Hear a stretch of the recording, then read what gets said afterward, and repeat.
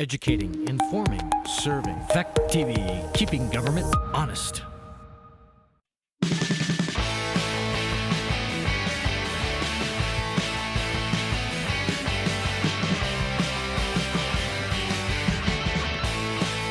Welcome to the Rockingham Select Board regular meeting. It is Tuesday, February 16th, 2021. Time is 6:03. We're meeting in the Rockingham Town Hall Lower Theater meeting room, and there's a link for Zoom if you wish to attend that way. We first need to meet as the Rockingham Board of Liquor Commissioners. We have 7 licenses to approve, discuss tonight.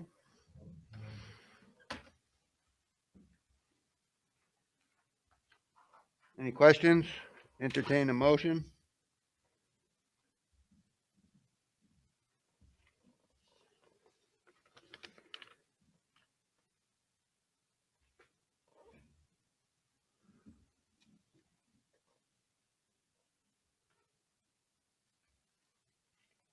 Want to make a motion for the liquor license?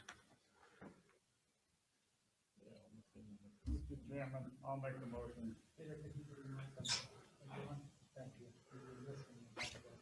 Mr. Chairman, I'll make the motion. I make kind of difficult to me. I don't have any copies in front of me, hard copies. I don't. So I didn't have much chance to look at this stuff. I will abstain from the vote, but I will make the motion to get this going, get it on the table. Move that we approve or disapprove the 7 liquor licenses, namely PK's Irish Pub first-class liquor license, the PK's Irish Pub third-class liquor license, Elks Club of Bellas Falls Incorporated outside consumption liquor license, Elks Club of Bellas Falls Incorporated first-class liquor license, Elks Club of Bellas Falls Incorporated third-class liquor license, American Legion Pierce Lawton Post 37 Inc. third-class liquor license, and American Legion Pierce Lawton Post 37 Inc. first-class liquor license. Just as an update, Peter, they were attached. I apologize that it did come out somewhat late on the meeting, the posting, but there were copies. These are all renewals, and there is copies in the packet that was mailed this afternoon as an update. So I apologize that you got those late. They were all renewals. They were nothing new. So these are just basically just changing the year, but nothing has changed in terms of what's in the substance. Need a second? I'll second that. Motion has been made and seconded to approve liquor license stated by Peter Golick. Any questions? All those in favor would signify by saying aye. Aye. Aye, though I'm not happy that we're just getting them. Sorry, guys, that is my fault. I was really sick last week. And so they were sent out today as yesterday was a holiday. Did you get them in an email, Susan? Yes, I did. So I've just looked at them. We have 2 ayes, An aye also. 3 ayes, Abstain. and Peter abstains. Motion passes. Thank you. Now, I would like to call the Select Board meeting to order. First, need to approve the minutes from February 2nd, 2021. Move to approve. You guys got all this information? You just didn't get the liquor licenses? I haven't got anything. All I got's what I pulled off the website. Okay. And I sent you a package via email early this morning.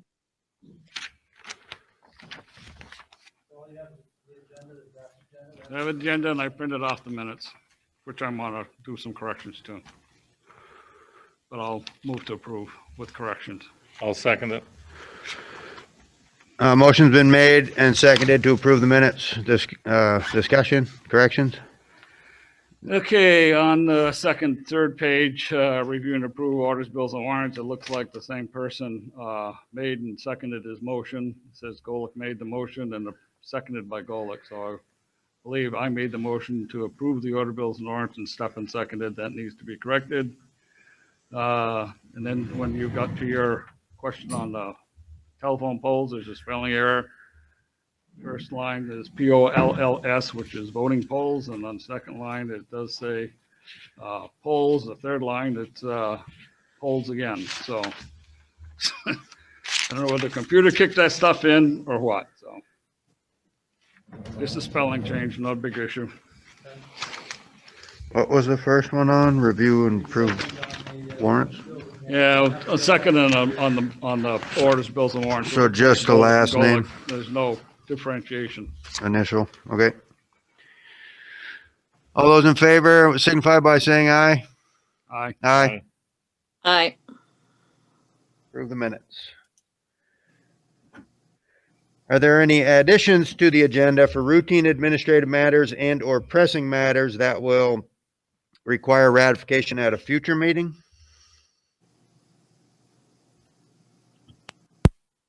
The item, and it's a Board of Health item. I did distribute to the board the appeal of the health order. If you remember, we were working on a health order and nuisance order appeal. The nuisance order was not heard. The health order was heard by this board, so we've drafted up findings of fact and a conclusion. I wanted to get a copy out to the board this evening, so if you could, and I will send a copy to Susan and make sure that everyone has a chance to review it before the end of this month, so we can get it out. One of the things that we had committed to do was to send copies once this is approved. The point of order, seeing the as the folks. next board meeting is town meeting day, or if we change the date because of voting, we might want to do this at the next meeting on the 18th. We can because go board through will this on the be- informational meeting, just between us again, since the board's already deliberated. This is just for your review and comment.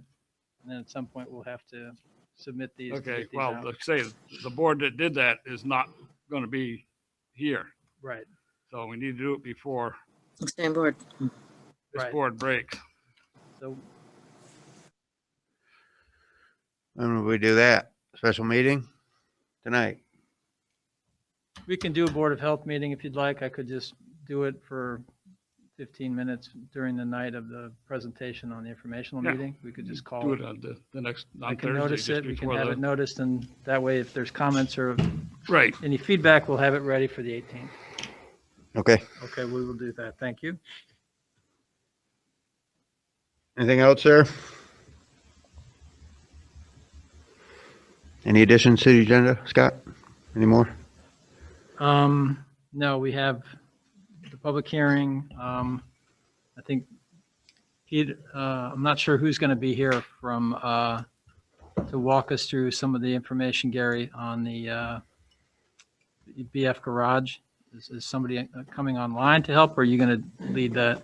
I believe Peter's on. Is Peter on? Yes, Peter Paggi and Elizabeth Bridgewater are on from Wyndham and Windsor Housing Trust. Okay, so when we get to that agenda item, if you could please recognize those folks and they can walk through some of that information as well. Okay, thank you. Public comments on items that are not on the agenda? Anyone out there? Shannon? I don't see anybody at this time. Perfect. Managers report. Just a couple of brief items as we are going to be walking through the informational meeting on Thursday night. We're going to work with Fact TV, so it'll be an opportunity to test the Zoom, to test all the other capabilities. We have to walk through the process of how people are going to be admitted. There is some health order requirements that people will have to sign in, and for contact tracing purposes, we're going to be asking people for information for like telephone numbers or email addresses, so that if we did have some sort of issue, we'd have the ability to contact people. We want to try to get that information out to folks so they're not offended as they're coming into the meeting, that This is a requirement by the state in order for us to be able to have people come and attend in person as well as have it available by Zoom.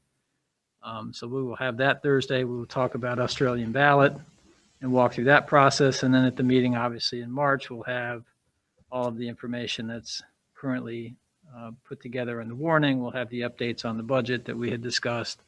We do have the town report, and we will also have the audited financials for that meeting for March the 2nd as well. So Is there a limit, attendance, actual, if we, state requirement? I don't know what it is. I can't keep up with that stuff. it keeps changing, but based on the current guidance, and Chuck, you can help me with the numbers here. If we did every 6 feet in the theater, I believe we can put at least 75 people in the seating area, Last I knew, that's what it was, but as well as we'll have board members and, associated folks. So if we're above 75, I guess we can start looking at maybe opening up some other, other spaces to try to move people around. So we'll have to see how that goes.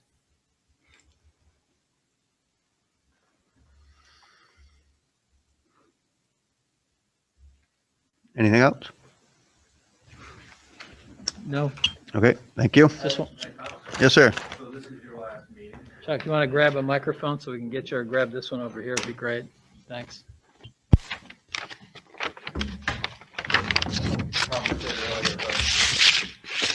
Ben is still out plowing and is unable to make the meeting. So we would like to thank you. Give me a big check.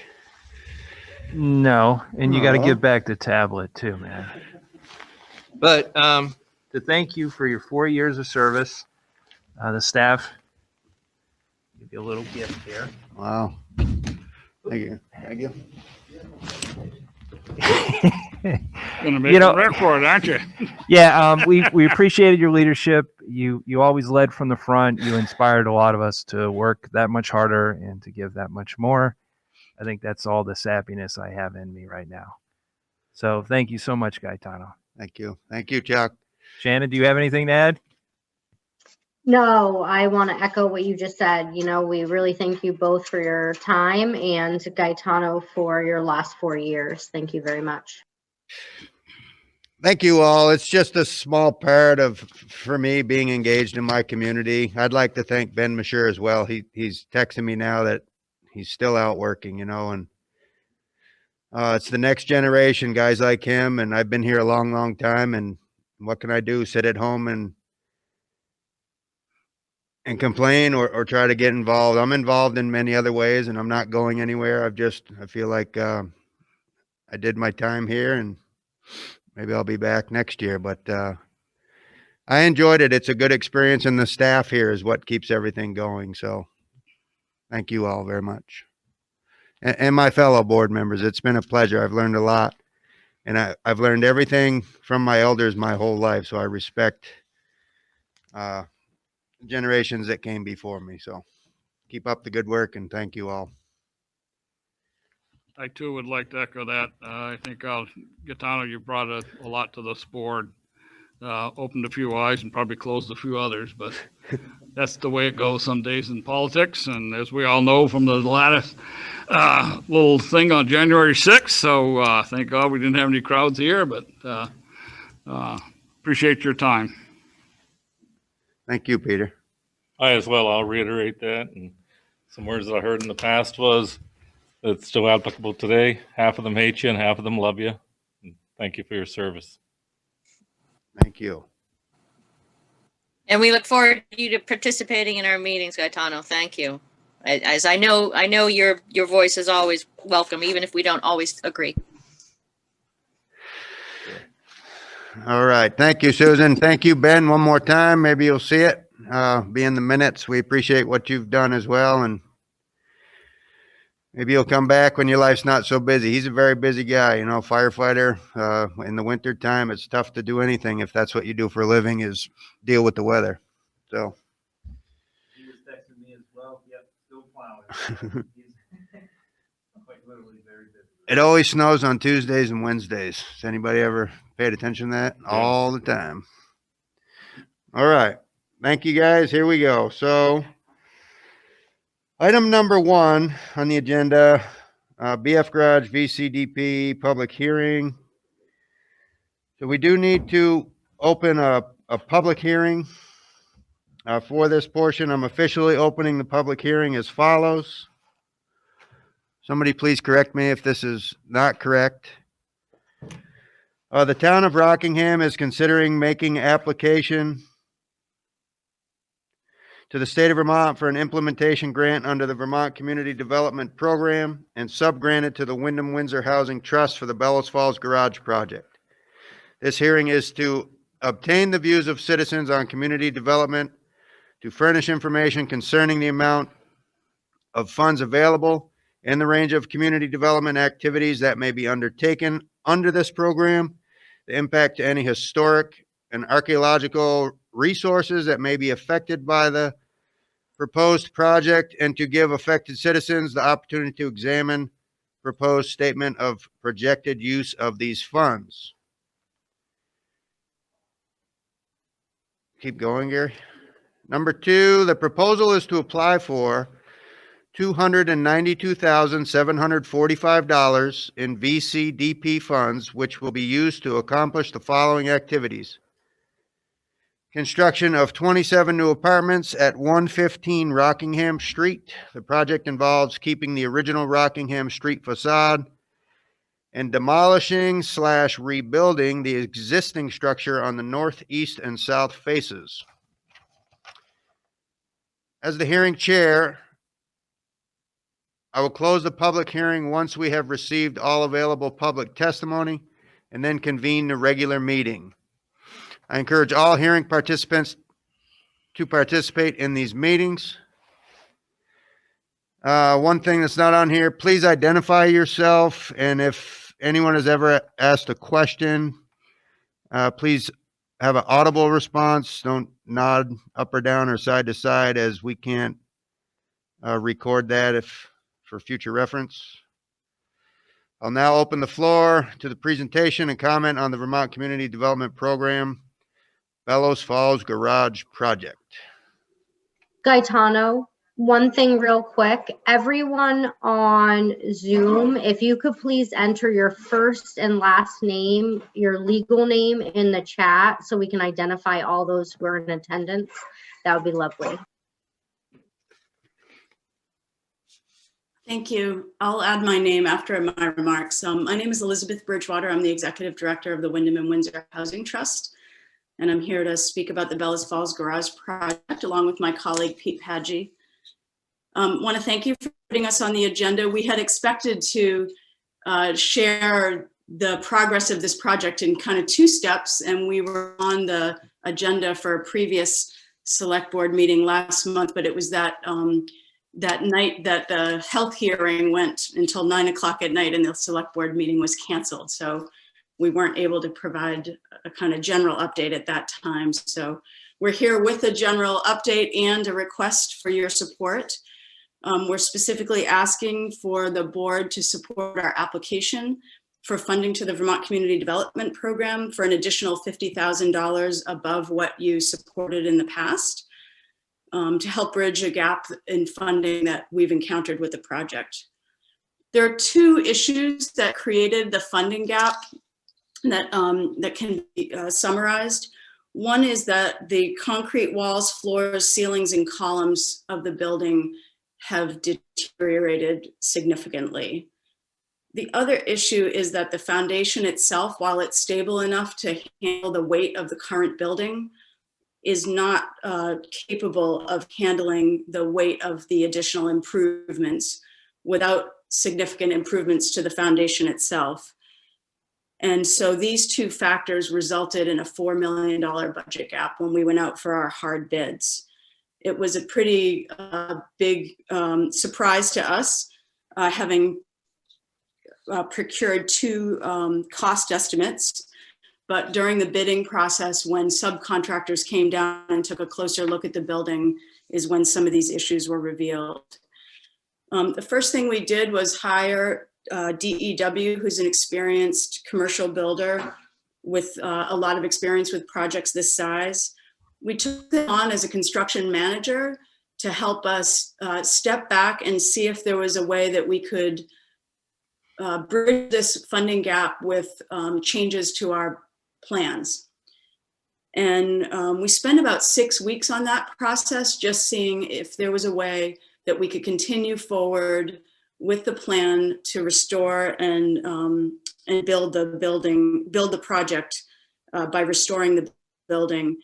And we were able to identify some savings, but we couldn't quite close the gap enough that would be acceptable to our funders.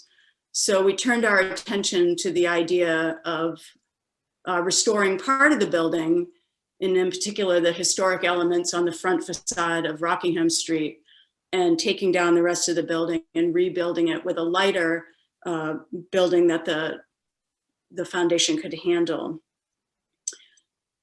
During this process, we did a lot of community outreach, and this is another piece of that community outreach by holding this public hearing. We spoke to a lot of folks in the community. We held a couple of community meetings. A lot of people attended those meetings, and we got really good feedback, which was very welcome. That was the whole purpose of holding those meetings. It was our job to kind of sift through some of the ideas. We heard a lot of different ideas, some competing opinions about design. But we did hear some pretty clear priorities from the community, and we're pleased to say that we've responded to those in the current design of the building. Pete's going to walk you through what some of those are in a moment. We're also excited that our equity partner, who makes up about 62% of the funding for this project, has agreed and committed additional funding to bridge some of the gap that we have in funding. So this request for the additional $50,000 over and above the original request that went out last year is really the last step in putting together our funding package to move forward. If you support this request tonight, then we'll go before the VCDP board on April 1st, and pending their approval, we'll have what we need to continue forward with the project. Before I turn it over to Pete, I just want to make a note about Gaetano too, because in our original design process, we also held a bunch of community meetings, and Gaetano came and was really great about articulating what his concerns were. And we had some really good spirited conversations during those public hearings, which we really appreciated. It gave us an early sense of what the concerns were of the board and what some of the concerns were of the residents of the village. And so I just want to also echo my appreciation for Gaetano, your participation in our process and your support of this project in the past. So with that, I'll turn it over to Pete, who's going to walk through some of the changes of the project and where we stand right now. Great. Thank you, Elizabeth. So as Elizabeth stated, structural complications led to some dramatic costs that were out of line with our cost estimates. So as we revisited this, we looked at the best way to really maintain our project, and both in terms of its program and its financials. So as our design developed, we looked at rebuilding the building to a lighter wood frame construction as opposed to the existing concrete construction, which allowed us to reuse the existing footings and the existing foundation, which was a large cost saver. We are also now able to completely save the Rockingham Street facade. It's important to note the building itself is not officially historic, as determined by the State Historic Preservation Office. But that front facade is it was the original 1920 facade that looked really amazing. It had all the fine detail on it. As you got towards the north facade, the south facade, and the Canal Street facade, it was a little more bare bones. But we will be able to save that Rockingham Street facade with the detailing. Which is new in the original design. If you remember, it would have been covered by insulation, but we're now able to kind of build a structural skeleton behind it and insulate it behind that that concrete wall. So we will be saving that, but we will be demoing and rebuilding the north, east, and south walls out of a traditional wood frame construction with new cladding that is a metal cladding that will kind of naturally rust and patina over time. That was, that idea was kind of taken from some of the railroad influences, some of the steel bridge influences, and so it's designed to kind of blend into that aesthetic at that section of downtown. One of the biggest changes to the program is that there are now 27 units. If you remember, there were originally 26 units. This allows us to increase our cash flow, which allows us to raise more permanent debt for the project. We increased our permanent debt by about $500,000, or I'm sorry, $400,000 for the project. The new unit that we added is an unrestricted unit. It will be able to serve incomes up to 100% of the area median income, which for a single person is around somewhere between $45,000 and $50,000. It's a little bit higher than that for a two-person household. And because of that increased cash flow, the taxes on the property will also increase. We have not gone through that calculation yet, but the taxes on the building will be higher than originally anticipated. So if you remember, we did approach you about a year ago for a very similar request, and you may be wondering just why we need to come back. In conversations with the VCDP, they think the project is different enough to have their board re-look at it, and they requested a new application, which this is part of. And additionally, from a purely regulatory standpoint, VCDP looks at very specific activities, and demolition is one of those activities that is brand new to the project and was not included in the old project. So they thought that warranted a new application. So that is the reason we are here again, but we'd be happy to answer any questions about the building, about the program, or about the process. Thank you. Thank you. Peter. Pete, Peter Golick here. I was at the first one way back a while ago, and it's a very interesting project, and I think it still is, even with the rollbacks. The north wall, at one point, the Welcome to Bellows Falls sign was supposed to be retained. Is that still the plan, or when you just taken down the north section, I just wondered if that was included or not. But yeah, so thank you. And actually, this is a good. So first of all, yes, the Welcome to Bellows Falls sign is absolutely remaining. Frank did a fantastic job making that sign, and we're keeping it right. We're actually right where it is right now. It's not even moving. So we're retaining the Rockingham Street facade and about 10 feet back on both the north and south walls. So that's staying right where it is. Great, thanks. I also want to make a note about Pete had mentioned that one of the biggest changes with this new development is that we'll be able to actually reveal the original details of the front facade. And the architects have been studying the historic photos, and there's some really beautiful historic photos of the original building back in the 20s. And they're recreating some of the look and feel of the windows with the mullions, the multiple mullions that the original building had, and really bringing that historic look back to the front of the building, which is, we're able to do that a little bit more accurately with this change. So while we've had a few challenges along the way, I think in some ways we're gonna have the front of the building is gonna actually look much more historic, I think, than our original plan. So it's a little bit of a silver lining to the situation, and we're pretty excited about that piece of the development. I have a question. So I've been following along since day one, and I think I've said before, both my parents used to work in that building. And at what point, so did you have core samples done before? Like, I don't understand how, after finalizing your numbers and your design, you've determined that the concrete is not structurally sound. In the initial structural engineer report, did they not do core samples of the structural concrete, or what happened what happened there?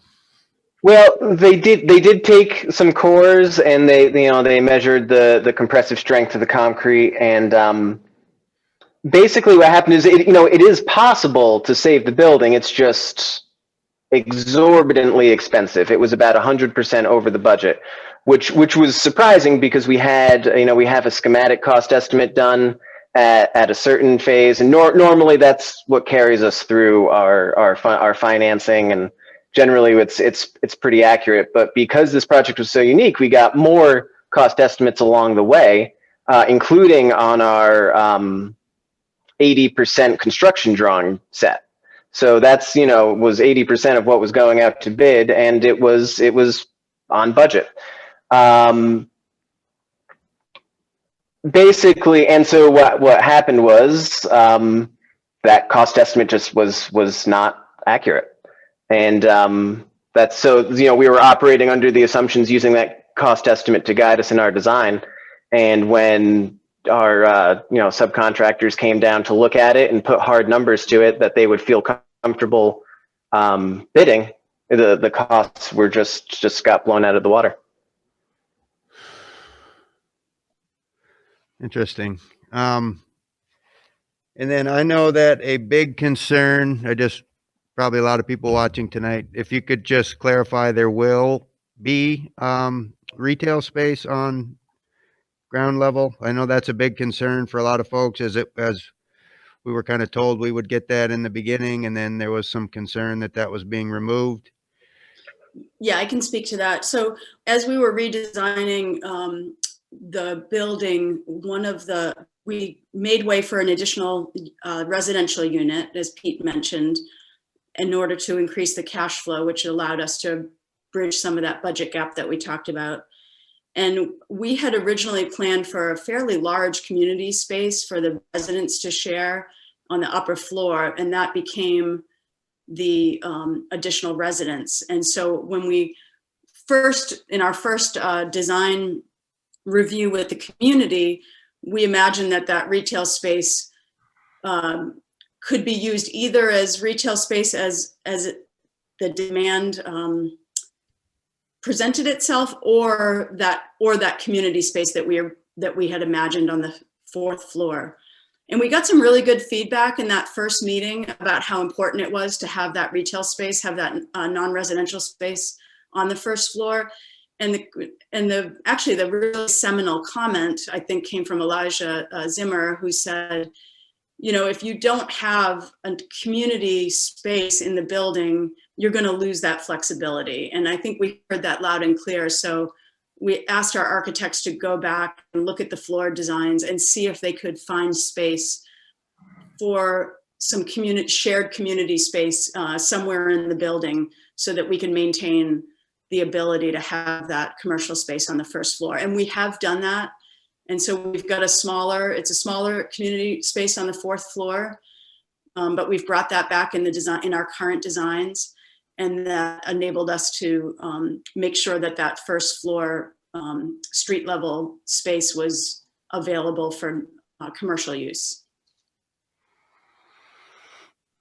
And then I just have to clarify the parking. I know that's a lot of other people's main concern is originally it was going to be some underground parking for 16. So where are the folks parking now? Because that's another question that a lot of folks have. Yep. So originally the plan was to provide 9 underground parking spaces, and then we would satisfy the rest through either having municipal permits purchased by the property, or through leases with private lots. One of the ways we were able to save money on the structural components of the building was to open up that basement to the structural engineer and basically just give them a blank check to do whatever structural reinforcement they needed down there. which limited our ability to use it for basically anything else.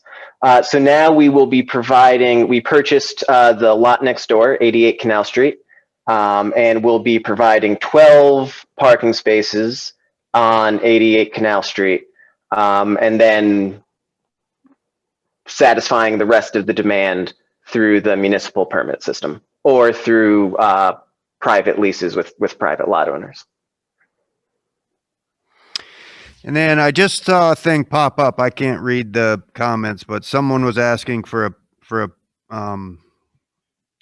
the plan so they could view it. And I'd also, I could probably answer half my questions by doing the same thing, but so in your wood frame plan now, it must be wood and steel, and then, so I'm a firefighter, and with the restaurant on the north side, I mean, we're talking 2 layers of dense glass on the interior for fire protection. I mean, it doesn't, I haven't seen your numbers, but is there somewhere to see this new design? I can bring it up right now. I don't need to do it, yeah, or right now, but later where we could all take our time and. The host has disabled screen sharing, so I'm not quite sure if I can bring it up. I can enable it for you if you'd like. Yeah, that would be great. All right, let me just check with everyone else and then I'll come back in. Susan, you have any questions? Thank you, guys. No, I'm all set for right now. Thank you. Stefan, All set right now. Peter? I just had one more. Peter, that I noticed when you uncovered the building, especially on the front facade, there's a lot of, I guess, stress or settling cracks there. Is that going to impact that facade restructure? No, that will not. Basically, we are building a structural skeleton behind the facade to support it. The facade is really there. It's not going to take any load. It's going to be mainly a very fancy cladding, essentially. So the structure is going to be behind that, and Okay, thanks. yep. So, and also, Gaetano, just to follow up on your question too. So the Division of Fire Safety office in Springfield obviously will be doing the full code review on the building. I mean, I know the last wood frame I built that was that close, commercial project that was that close to another. We had to put 2 layers of dense glass, which is extremely expensive. And I hope you guys have run all your numbers for this round of plans. Yep. No, everything, all the code items have been, discussed with Landon Wheeler at the Springfield office. And, we're working on our construction drawings right now. And then we'll send off to him for his final review. So we have public comment here. I don't know if we have an order. I don't know if someone wants, Shannon, you want to tell me does anyone have a? Hi, I would. Hi there. I don't know who is that? Oh, can you hear me? Yes. Oh, sorry. Hi there. This is Jennifer Gurley. I'm the I'm person Gurley. who asked if we could see the sketches of the building. Excellent. Thank you. You have any other questions, comments right now? I do. I shared them at one of these meetings previously, but they haven't really been answered. One of them was. So I'll just wait for everybody to see the drawings. Thank you. I would Just as an FYI, I still cannot share my screen, so I will once I can get that. I'll put the drawings up. Do you want to email those to me, Peter, and I will put them up on the screen? Yeah, that will work just fine. So while Pete's doing that, I noticed that there was a note in the chat that indicates that this project is up for review to see if it's eligible for the National Register. And that has already been determined in our earlier process that it was, it's called non-contributing. So we did get that determination. And then when we had this challenge, we actually went back and talked to them again because we were curious if there was any additional funding that we could uncover that we hadn't already been using. And we were told again that it was not eligible for the National Register. So I just wanted to clear up that question.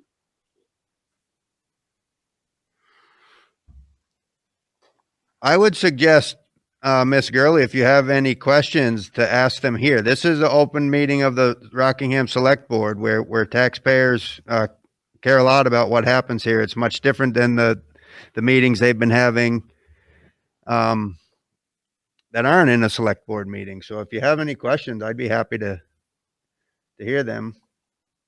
I'm very interested in other people's views and concerns here. Can you hear me now? Yes. Okay, thank you. I appreciate the project very much, and I hope it's able to go through in some form. But I have asked several times to see the sketches, and I thought they would be here tonight. We were shown them at one of the last meetings. But I just feel like we need time to really look through the details of them. So that's one concern. One of them is that concerning the retail space, this is a smaller one. I believe from the previous sketches that the retail space didn't have any storefront access. I think you go in through a hallway, is that correct? To the retail space? And then there's a stairway on the other side. See, it's really difficult to ask these questions without being able to being able to see the images. So I feel like we should wait until they're posted. If you're able to post them now. I think they're working on that. Okay. Okay. So I think after there was a comment made earlier by someone, I don't remember who, not in this meeting, that Bellows Falls is not going to be doing very well after the pandemic. And I think the opposite, actually. I think things are really starting to take off. Downtown businesses are starting to do really well. Some of them, right? Others are, we all have different circumstances, but I think we need more retail space, especially when you're entering town. And I think it's a great combination of, you know, low-income housing and retail space. So I think there's only one space on the bottom. I don't think there's direct access from the store, from the road, which really limits the ability of a space to do well. So I was wondering about that. I think on the one side of the drawing, there's also a stairway, you said, to the upstairs. And I know you can't redraw the plans right now, but I guess I'm wishing that there were a way that could just be all storefront. I appreciate the compromise, though. I know that you added some retail back in. Oh, there we go. There we go. So I don't know if anything can be done. So this middle section, is that storefront also, or is that just the hallway into, if you could just explain for everybody what the bottom actually consists of. It doesn't look any different than the last one I saw. Where's this? Yeah. This corrugated metal that's going to patina over time. I'm not seeing that either. So would you mind explaining for everybody on the call or everybody watching what the bottom floor will? Yeah. Sure. So the front door on the Rockingham Street side is right in the middle of the building, and then that goes into a vestibule that has two doors going into the on the right, the non-residential space, and on the left we'll enter the residential lobby for the building. So there's no storefront access. On this plan, there is a door there now, but on the original building, there was no door here. So keeping with the original facade was there was only the one door in the center, and obviously they had a garage door on the left as well, but there was the one door in the center, and we had so that's why we had the entry via vestibule on the. Okay. Well, I didn't know if anybody else had questions about that. Yeah, I just want to add one more thing. The other thing that we're trying to balance here is energy efficiency. And, you know, the current best practice is to have an airlock entry so that you're not opening to directly to the outside. We are hearing that this seems to be important, and we're listening to that.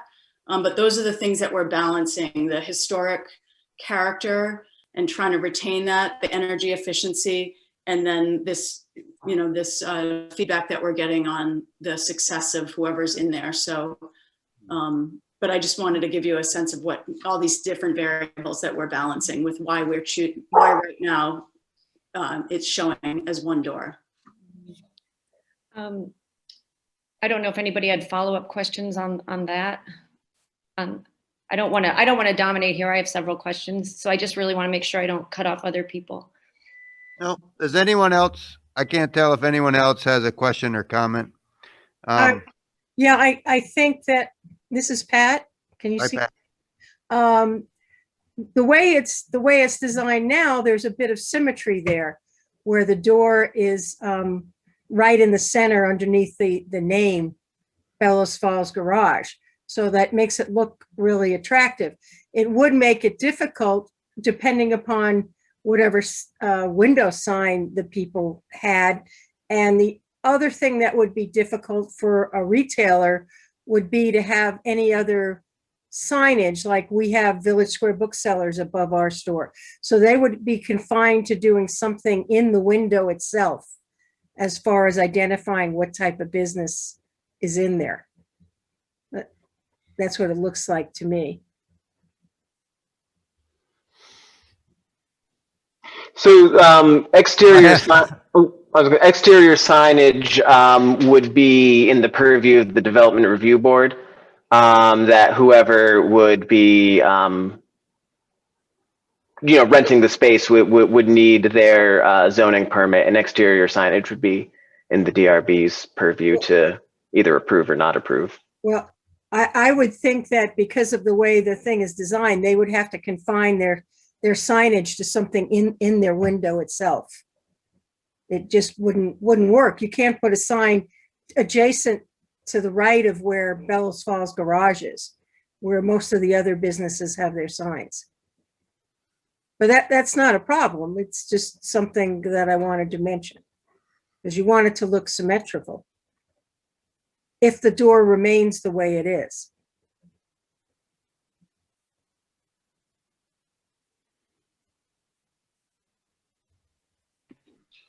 The other question I had was about the parking, if we can go back to that. And I did ask this before, but I believe you said that 2 parking places would be for people with movement issues, accessibility issues, and I think those are legally open to anybody, so they couldn't be reserved.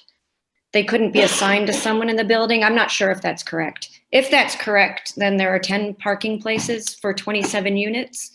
And when I was working on our building, we were told, not by the town, we were told by the fire marshal way back that we were required to have 1 parking space per apartment if we decided to make 2 apartments upstairs. So is there a way that we could see or be assured or have some proof going forward that parking spaces will in fact be leased for the other tenants, or that, I think that's a lot of people for 10 parking spaces. And I appreciate what you're trying to do, and I know this is a problem, and I know that you can use the municipal lot, but we were told we're not allowed to use them to require people to park in the municipal lot. Not by Chuck, but we were told that by the fire marshal. So I'm kind of wondering, if you could just clarify that or respond to that in some way. And I support the project. I want it to work. I just want to have some more assurance, I guess. Yeah, Mm-hmm. These are good questions. And I think it's a condition of our permit, our DRB permit right now as it stands. And we assume it'll continue to be a condition when we go for the amendment, that we secure those parking spaces in the municipal lot. So, and we've got that in our operating budget. So if you want, I don't know if the permit is public record, but you can look at it. It's there already, verified by the DRB, and we expect that that'll be a condition in the update. And like I said, we've got it in our operating budget, so we are planning for that. It was a big part of our presentation to the DRB because we did an analysis of all the parking that was available within a 5-minute walk to the building, and to show that there was ample parking in the neighborhood and that we just needed to secure a contract for those spaces. winter months parking is much different than summer months. I mean, hiking to Waypoint Center, Centennial Park, to park your car to live in that building is odd to me.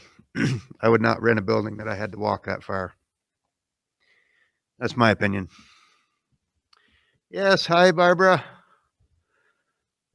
Oh, unmute. Push that button. Okay, parking makes me laugh because when I moved here to work at Parks Place from New York City 25 years ago, from New York City, and parking was an issue in Vermont.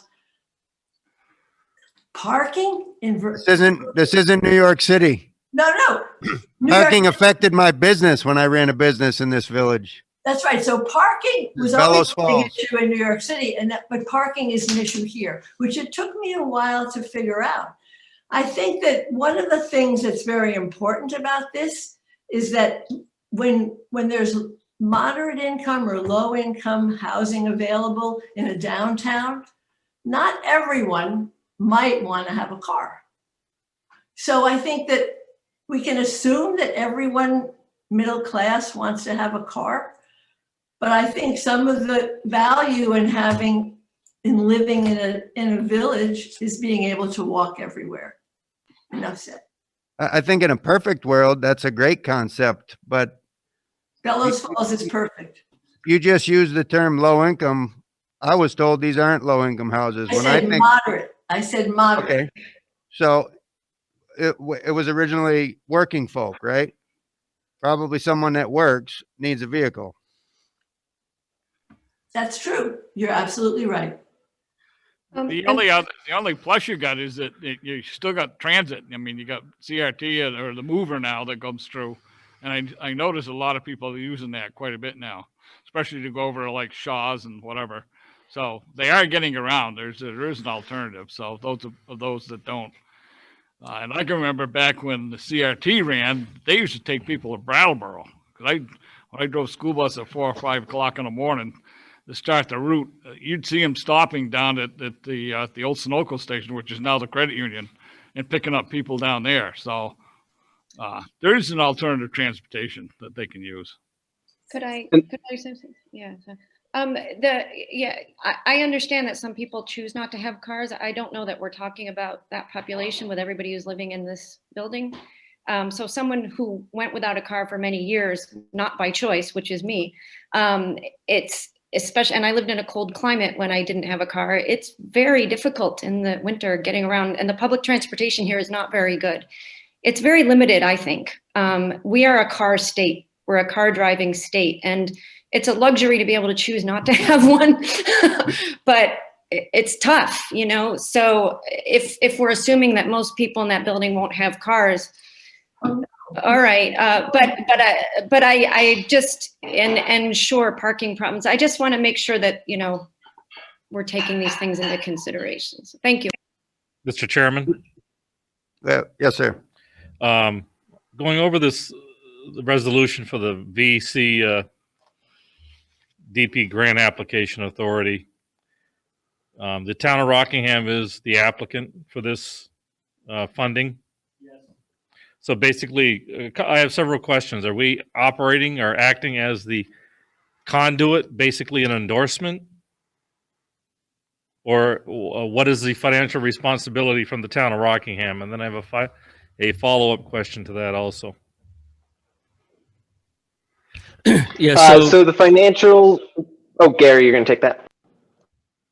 Yeah, so for the Vermont Community Development Program, there's a requirement that those grants come through municipalities, and they have the structure set up such that the municipalities can sub-grant them for projects that meet the state and the national objectives for these type of funds, which this project does.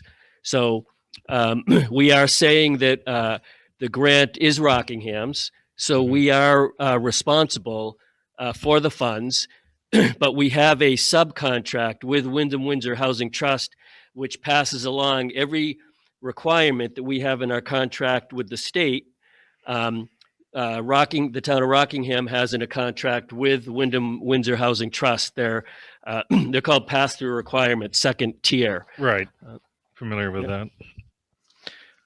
Okay, and my follow-up is, and I'm referencing this grant application here, is number 7, where it reads that it is understood that if the application is funded, the receipt of VCDP funds as federal funds pass through the state of Vermont may require that an audit of the applicant be conducted under the provisions of the Single Audit Act as amended, and that VCDP funds may be used to fund only a limited portion of the audit cost.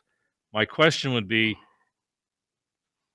am I reading this to assume correctly that the town of Rockingham will be responsible for funding part of that audit cost? Yeah. So the single audits are required at a $750,000 level, so it will not be a part of this particular grant. The feds can decide to do a single audit on a combination of federal grants. So, for instance, neither the Robertson Mill project nor the Cromer project met the criteria for a single audit, but combined they did. And so the feds came in and said, we're going to do a single audit on these multiple grants. And we have been able to charge most of that cost for the audit, not all of it, but to the grant, that we did retain administrative funds for that. And we'll do the same with some administrative funds on this grant, should that arise. But it would have to be in combination with other federal grants. It wouldn't be just on this one grant because of the, it's not enough funds to meet that.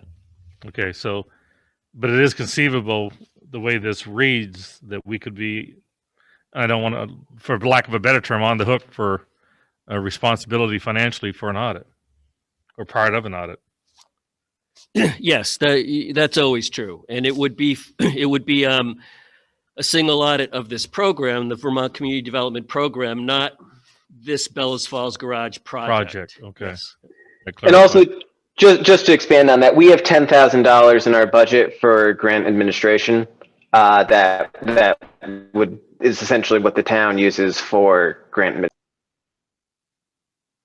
Yeah, I'm just Thank you for that. aware that when we have audits around here, some of the prices I've seen is 20, 25,000 for an audit. So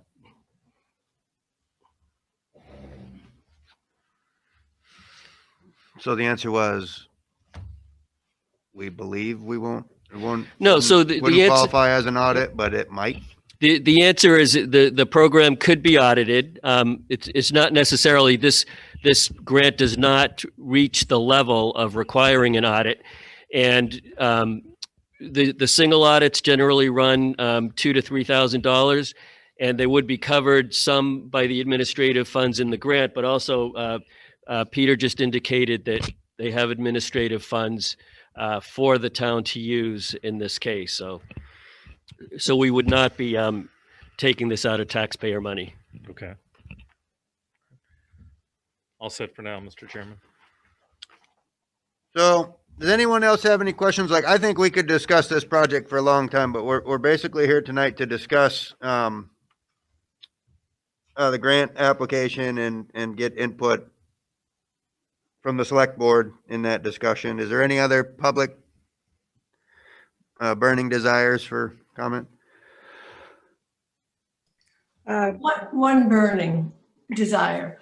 I think it's a win-win. First of all, it's a decrepit building that's being put to use and made beautiful, or more beautiful than it was before.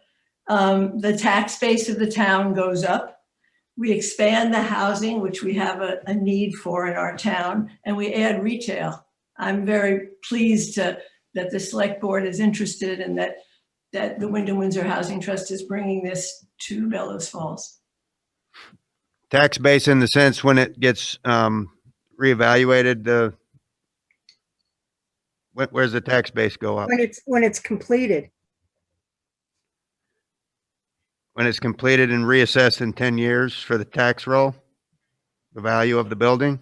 Why would it be 10 years? It would be reassessed. Don't they do them every 10 years? No, so so when a building is improved as of the April when it's completed, or if it's in mid construction when April comes around, they would give it a mid assessment. But for April 1st, the listers, they do a site visit. They look at the market, like what the income is of the commercial building, and they set a tax rate. And when there was 26 units in the original design, I think it was around $30,000 annually that the building would generate for the town and village at that time, and it sounds like it's going to generate a little bit more revenue with the in this new design.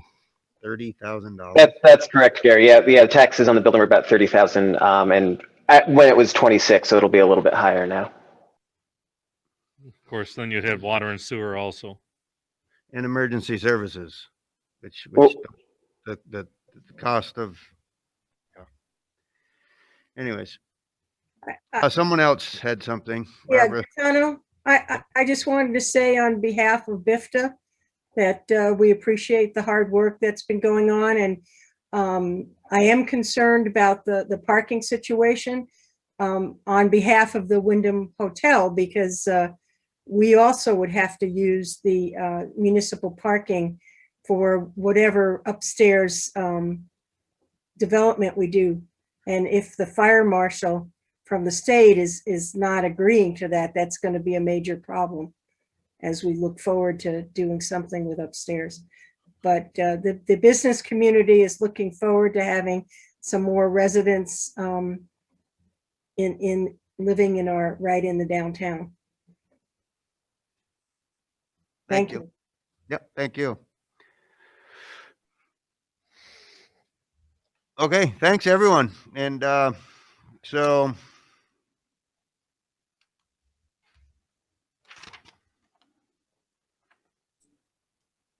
I have a question. yes, How many of these units are income restricted and how many are not, and to what level? So the income restrictions, let me bring up the my chart.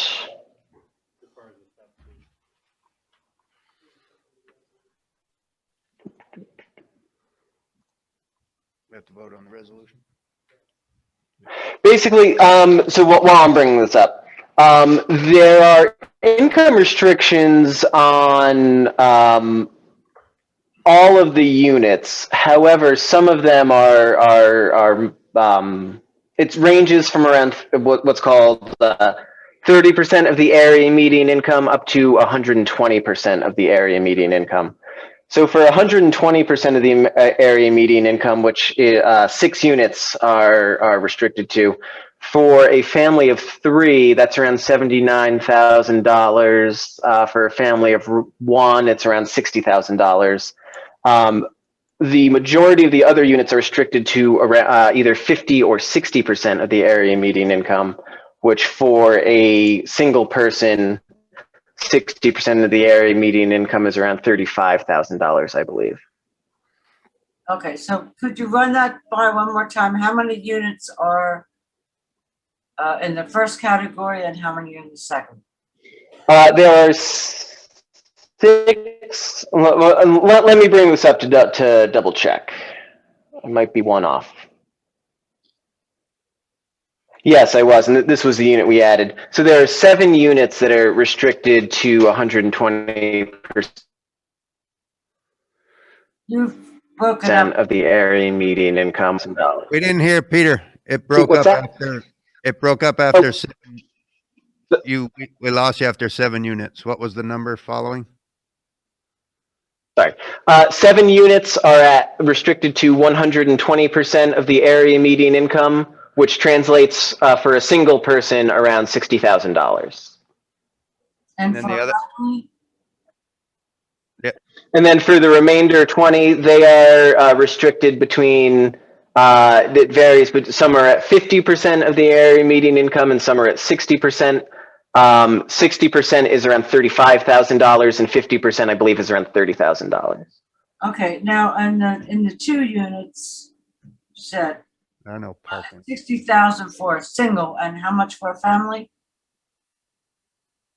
For a family of 3, it was around $79,000. And we do have some 2 bedrooms at that income Okay, great. range.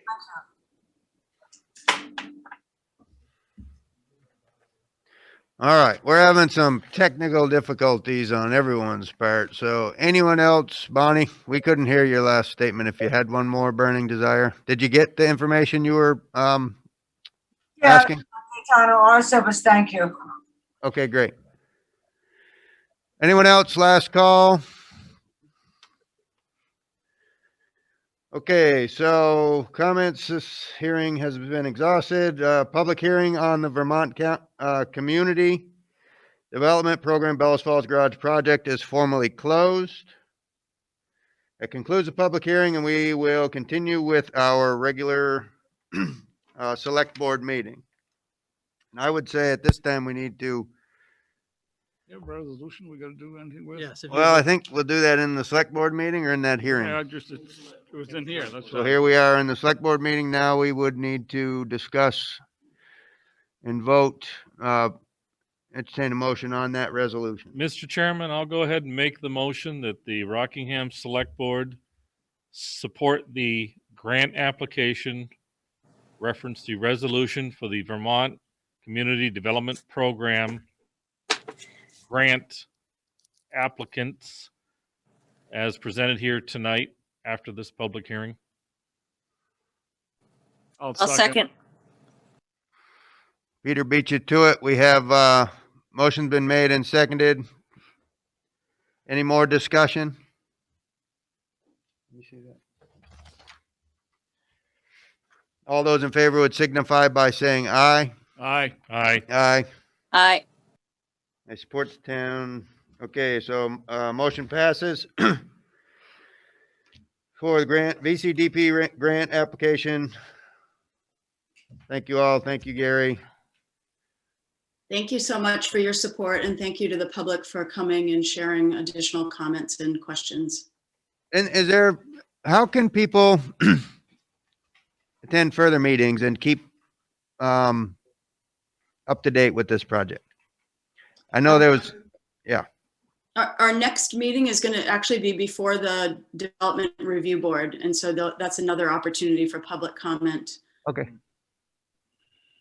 And just to build on that, we don't have a date yet to that, but the information is up to Chuck right now for review, and he will be calling the meeting, and that'll be, warned with its, I believe it's 15-day warning period, and that'll be on the town website. Okay, great. Thank you. Gary, do you have a formal document? Right here. That's it. Okay. Okay, moving on. Thank you, everyone. Thank you, guys. Item number 2. Okay, so Gary's going to continue on with updating you on another grant application that has a timing requirement. So we wanted to make sure that we got this out in front of you and move this forward so that we can meet the requirements for this particular submission for the Better Connections grant. So Gary, why don't you go ahead and do an update, and we'll walk forward from there. So the Better Connections Grant is a joint program of VTrans and the Agency of Commerce and Community Development. And they look at connectivity. And we have some areas lacking in connectivity of pedestrian and vehicular access, utilities, particularly, sorry. Oh, no. Got You're gonna better? have to start over. Particularly the center of the Island District and the Under the Hill District, which is where the riverfront is, the Adams Grist Mill, the historic park. So there's a number of feasibility studies that have taken place for different projects, from the train station, the newest one for a manufacturing facility at the Robertson Paper site, for TLR buildings, for the Riverfront Trail. And what this grant does is it provides the the planning for pedestrian access, vehicular access from the village into the downtown and the downtown to those areas. It looks at parking, it looks at bicycle pedestrian continuity, it looks at user friendliness, things like wayfinding. It's the goal of this study is a transportation master plan for the island and the riverfront for connecting to those two areas. And public engagement is a big part of this process. They look for somewhere around 4 or 5 public meetings over 6 months to a year, gathering input, having charrettes with the public, reporting back on them, that sort of thing. And I guess I would, they make the decision, the grant is due this Friday. The decision is made middle of March, and they expect the project to start in June. And I guess so at this point, the Planning Commission has looked at the purpose and goals of the study and signed off on it. And the village trustees have, because there's utilities that will have to be part of the planning for development on the island. The village is a party to this grant application as well. So the Planning Commission and the village have both seen this and signed off on it. And I would be happy to answer any questions on this proposal that you have.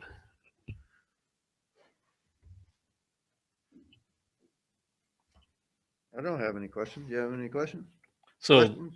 it'll include if there was needed infrastructure improvements such as pedestrian bridges or pedestrian access type stuff. Yes, exactly. Yes. And it also includes a clean water component that doesn't require a match. So because we're right on the river and the canal, designing stormwater treatment, like say, for example, they look at the parking and say, oh, you need some more parking, a second level to the Bridge Street parking lot, but that's going to add this much more stormwater runoff. So let's come up with some environmentally friendly ways to address the stormwater runoff. That's sort of Do the trustees have adopted this Yes. already? It went through the planning board first. Yeah, I see They that. adopted first, then the trustees as a secondary. It Okay. gives us more points as we put forward a multi-jurisdictional application. And then the third piece would be the town for. Yes, sir. Gary, can you explain the match? I know if I remember both listening to the village trustee meeting the other night and kind of quickly perusing what was sent to me in the packet. You get a chance to look at that until later this afternoon, but yeah, so there's it's $7,500 on one, and then there's something about the water. Do we have to match on the water? No. So Okay, there's a that's 7,500. clear, Yes, yeah. you got it. Yeah. Okay. So for the $105,000 in total request, Peter, we would match 7,500. Yeah. It wasn't clear the way it was stated in the project. Yeah, it's No, a you're little right. Yeah, confusing thank you. because clean I water just doesn't need. clarifying. Thanks. Are you looking for a motion to adopt Better Connections grant resolution? Yep, I believe so. Yes, please. Okay, I'll make the motion, Mr. Chairman, that the Rockingham Select Board move forward with the resolution and support the resolution for Better Connections grant as presented here tonight from the Development Director, Gary Bucks. I'll second. Motion has been made and seconded to approve and adopt the Better Connections grant resolution as presented here tonight. Discussion. All those in favor signify by saying aye. Aye. Aye. Aye. All right, thank you. Great work, Gary. Great. Everyone. Planning. Thank you much. Gary, you might as well stay there. Talk about the next item. We're signing this one. Yep. I believe we're looking for signatures. on Okay, that next one is going to be item number 3. We'll get a report on the Assistance to Firefighters Grant. Mr. Fox. Yeah, so the Assistance for Firefighters grants, it's a program through FEMA that's administered by the Department of Homeland Security. And with the 3 fire departments led by the BF Fire Chief, we identified Microphone. Got to start over. Killing us on time. we identified It's gonna be a long one. 8 potential grants for things as wide ranging as radios and pagers to a brush truck or a rescue truck. And at this time, we were able to submit 4 out of 8 of them. So the submissions were for a brush truck at $150,000. And I believe, did I have the match shown on that? Bear with me for a second. I have the numbers of. I believe it's 10%. Yeah, it's a bit less than that, but I have all the numbers here. It's just okay. So here we go. So for the town of Rockingham, we submitted for a brush truck that'll come in at around $150,000. It replaces a 36-year-old truck. The grant request would be for $142,857.14, and our local share would be $7,142.86. The other Rockingham one is a regional grant, which means it's coming from all 3 fire departments together with the town of Rockingham as a lead, and provides material. It provides equipment that will service all 3 departments' regions, as well as being available for the statewide mutual aid items. And that is. Yeah. You don't have copies of them? I'd love to show my colleagues here. It was in. I'll let Stephanie do it while you're talking. So this second one is for 18 automatic external defibrillators. So the AEDs that all work the same. So they would replace ones that are kind of outdated, work differently. So the training everywhere they are, the library, the public safety building, town hall, all the same. And then the Bellows Falls Village, the regional one was for vehicle extraction equipment, $41,300, grant request of $39,333.33 with a local share of $1,966.67. So the thing that's great about these grants are the match is really low on them. The other Bellows Falls Village one is an equipment grant for things like the village needs for things like hose, pumps, nozzles, and that one is for $23,188. I'm sorry, so the grant request is $22,083.81, and the local share is $1,104.19. So you can see with all of these how much FEMA covers and how little that we have to come up with locally. So. We did not get any of these last year. We're hoping that that these are successful. Some that we weren't able to get in, like the grant for radios, we're going to go to the USDA community facilities to fund it. There's a little bit more match, but so it's something that's needed, and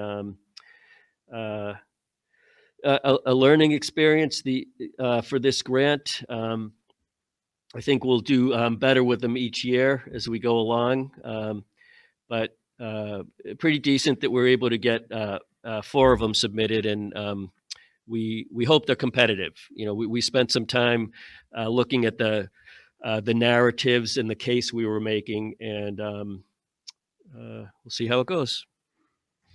Just as a follow-up to that, all 3 department chiefs did participate, was appreciated, because these grants are highly technical and difficult, and Gary has spent a lot of time trying to distill down some of the needs that the chiefs had brought to our attention.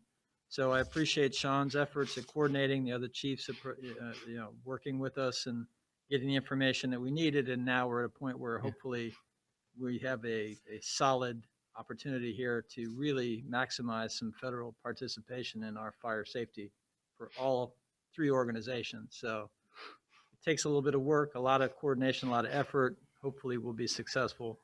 And I think as Gary said, you know, this is a great opportunity looking at those percentage matches to do some major improvements in the quality of equipment and types of responses that we can offer from all three departments. So Yeah, to that point, so you know, so some of the details, run numbers on calls, types of incidents, what they responded to, a lot of details about the land and the territory and the populations, and You got all that information, the NIFR So- reports and yeah, so each fire chief put those items together, and Sean really did the bulk of the work on these. He interpreted all that information, got the stuff divided out between departments, and it's complicated. It's a lot of detail, and has it been done like this in the past?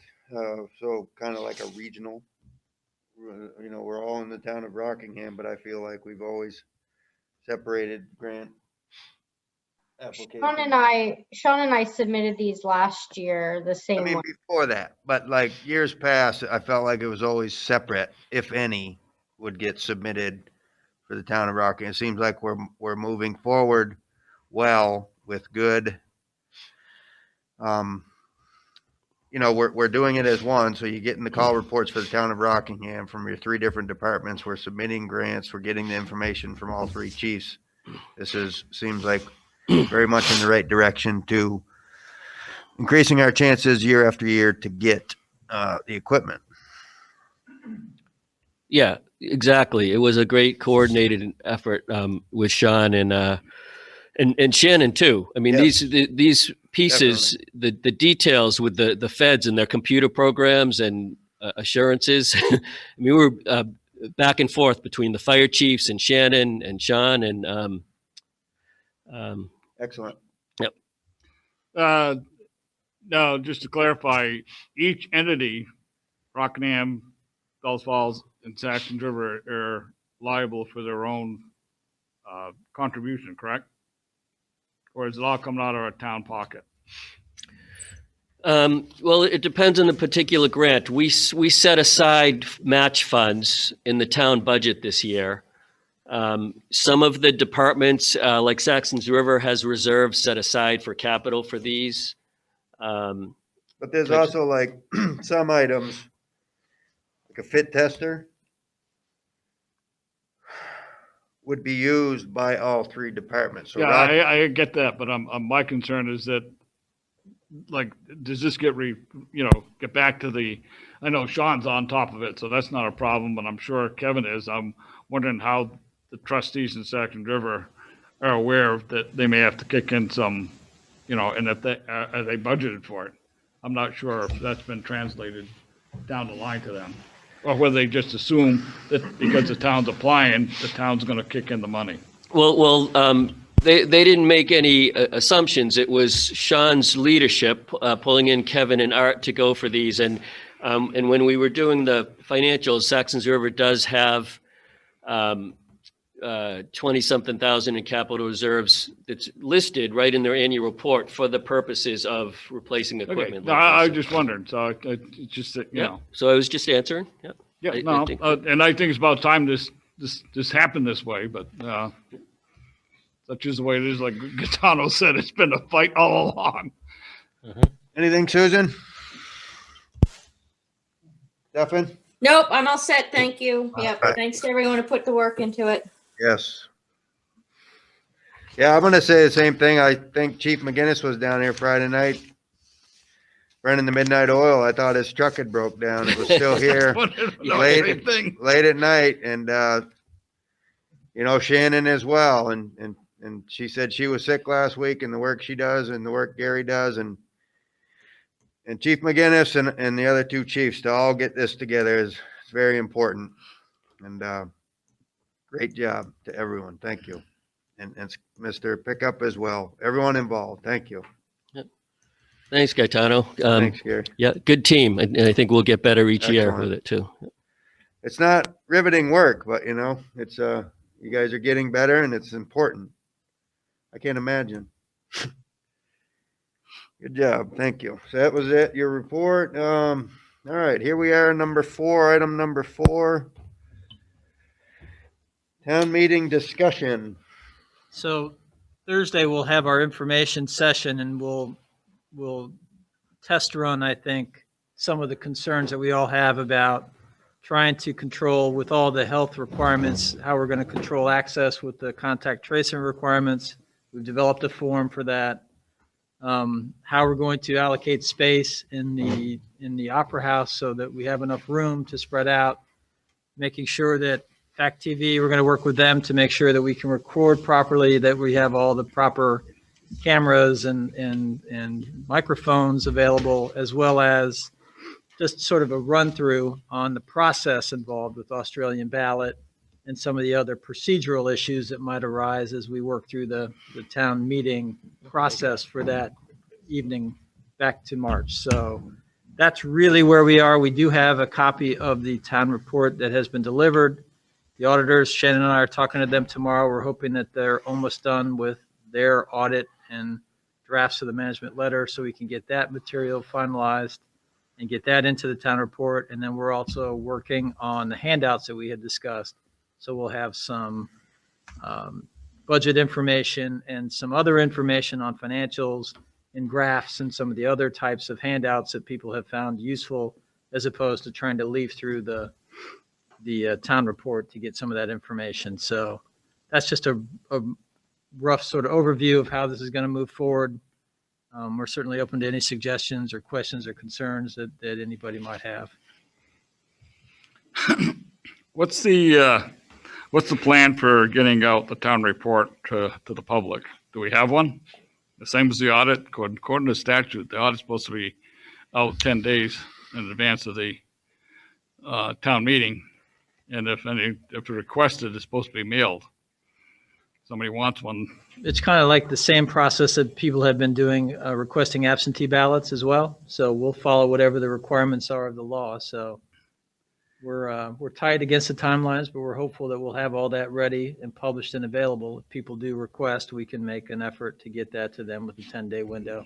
Otherwise, it'll be available here on site for people that want to pick one up on the evening of. That may be fine for people that attend the meeting, but what about people that aren't going to attend the meeting and want a copy? So the town report will be located at all the normal places that it had previously been located. It's also already available on the website, and it refers to me if you would like a copy. I have not received any inquiries yet, but you can download a PDF currently of the town report. And then, like I said, it will be distributed to all the same places it was last year. Yeah, the only reason I mentioned that is because the shopper did not mention anything about it being anywhere else other than at the meetings, the 18th, the 18th and the town meeting. That's all it said in the shopper. So I just want to make sure that people out there can understand they can get one. And I noticed that other towns have posted their warning in the paper. I know it's not a requirement by statute, but it's just a courtesy that is there sort of plan for doing that or not really? We hadn't discussed doing it specifically, but I think we still probably have some time if we wanted to go ahead and put it out there. I think it would be good to do it, especially because it's going to be Australian ballot, and people might want to know all that in advance. So I think it makes sense to put it in the paper, even though we didn't before because it was expensive. But I think this year we need to do it. Okay.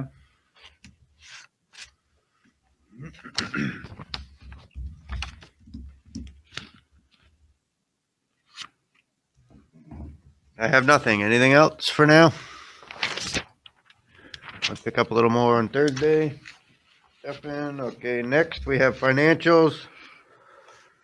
So again, we've been working, and some of our timeliness is related to the audit. We've been working with the auditors, and unfortunately, when they're doing this remotely, it's actually made our work more difficult I thought it'd be easier if they weren't here on site, but actually it's made it more difficult on our staff because they keep sending emails and need copies, and we have to go back and search files. And so the audit has not been as expeditious as Shannon and I were hoping, but I think we're close to the end.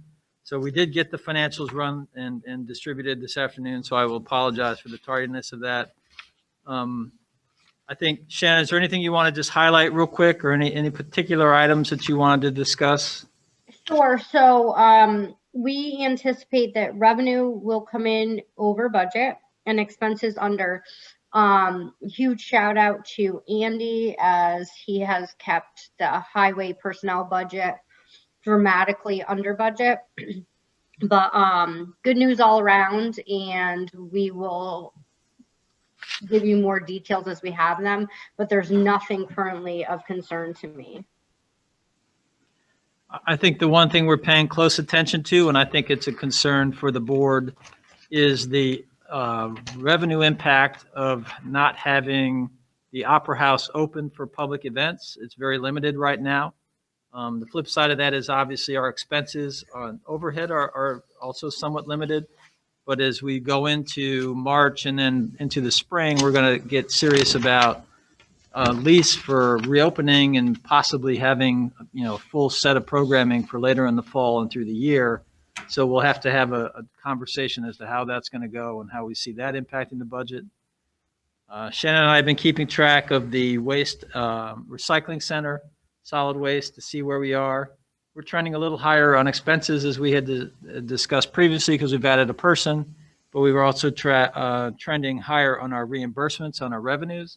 So we're closing that gap. I'm seeing the possibility of us trying to make it a break-even year, which would be, I think, an improvement. As we had discussed, we were hoping to try to do that in 2 years. We're moving more rapidly towards that.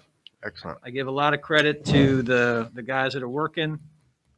And also people that are coming. They're adopting to bringing loads over the scale and getting used to sort of changing procedures, and we've seen an increase in revenues because of that. So I think we're trending in the right direction there. We're not where we want to be, and I know that we still have some tweaks and some things that we have to do, but I'm seeing things, again, moving in the right direction. So just on a 10,000-foot level, I think those are good news types of financial trends. Question, when I ran through the expenses and stuff, I noticed the C&D disposal is up, but when they go over the scales and they have actual garbage in there and also other stuff that goes in the C&D, is that being charged all the C&D? So is that why there's a skewage in the figures? Most of the times they try to get the load, depending upon if it's mixed, it sort of creates a problem, Peter. Yeah. As to how you're going to charge it. We've been working with some of the guys that had been bringing in more large loads, and I think we're getting better at getting them appropriately. Look, I applaud the program. I think it's about time we did it that way, but Right. it's still just. Yeah, that's still a little bit of work in progress. Yeah. Because we're getting a lot of mixed loads, and when those happen, it's almost, you have to really sort of work with it. Yeah, I've got a few other questions on the financials. Sure. Under the cinema, there is R&M facility. It's at 351%. I believe that was all stuff to do with COVID. What page are you on, Peter? I don't have a copy in front of me. Okay. I got electronic. Nope, I I'm understand. not going to print off 40 pages. You hear that, Shannon? It's in the expenses. Opera House for Something expenses. 350. So any questions you have on financials, if you want to send them to me in an email, or Peter, if you want to stop by tomorrow, I'm happy to go through them and answer them. Because the other one I had was on a theater. You got something in there, $731 for talent expense, and I wonder where the talent came from when we haven't had any shows. Yeah, they're hard to answer questions without looking them up, like specific line items. So if you want to call or come into the office or send an email, I'm happy to dive into each one. Yeah, some of it just might be they've been doing these small scale rentals, and I think they might have just been coding their revenues. It's funny, it appeared under town expense, which is usually anything to do with the theater Right. production, and there hasn't been any, so I just asking. The other one I had was, the Hyde Hill project got stuck under sidewalks. Why was that? The hydro Excuse project.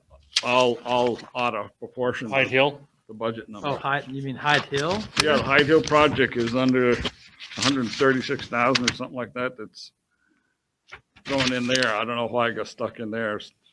I think we haven't finalized and I'll have to double check on this. The last I remember on that, I don't think, Shannon, we had finalized the payments or the final acceptance on that one.